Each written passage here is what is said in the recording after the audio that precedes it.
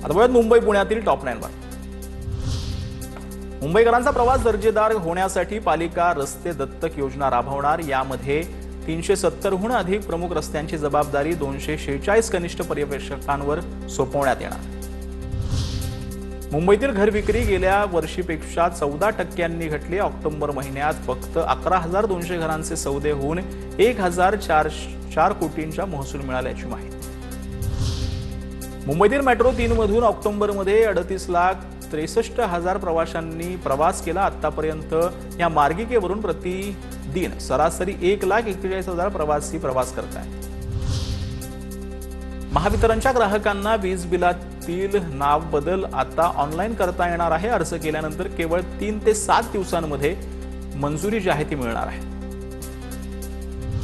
दिवाळीमध्ये पुणे रेल्वेची कडक कारवाई पाहायला मिळते। फुकट्या प्रवाशांकडून 1,14,58,000 रुपयांचा दंड वसूल करण्यात आलेला आहे। दिवाळी आणि छठपूजेदरम्यान विना तिकीट प्रवास करणाऱ्यांवर पुणे रेल्वे पोलिसांनी कारवाई केली। 1 कोटी वाहनं HSRP नंबर प्लेट शिवाय मिळालेली आहेत। 68.24 लाख चालकांचा प्रतिसाद मिळाला। उर्वरित सुमारे 1,13,00,000 वाहनधारकांना एका महिन्यात HSRP नंबर प्लेट बसवावी लागणार आहे, अन्यथा दंड भरावा लागेल।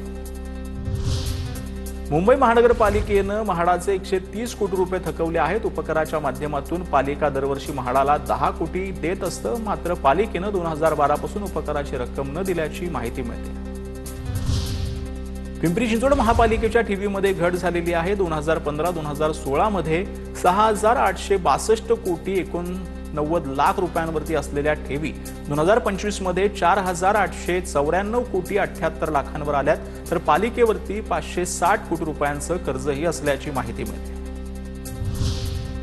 उत्तर मुंबईतील बोरिवलीमध्ये खासदार क्रीडा महोत्सवाचं आयोजन करण्यात आले। या कार्यक्रमामध्ये केंद्रीय मंत्री पियुष गोयल आणि मंत्री आशिष शेलार, मंगलप्रभात लोढा, प्रवीण दरेकरांसह अनेक भाजपा नेत्यांची उपस्थिती होती।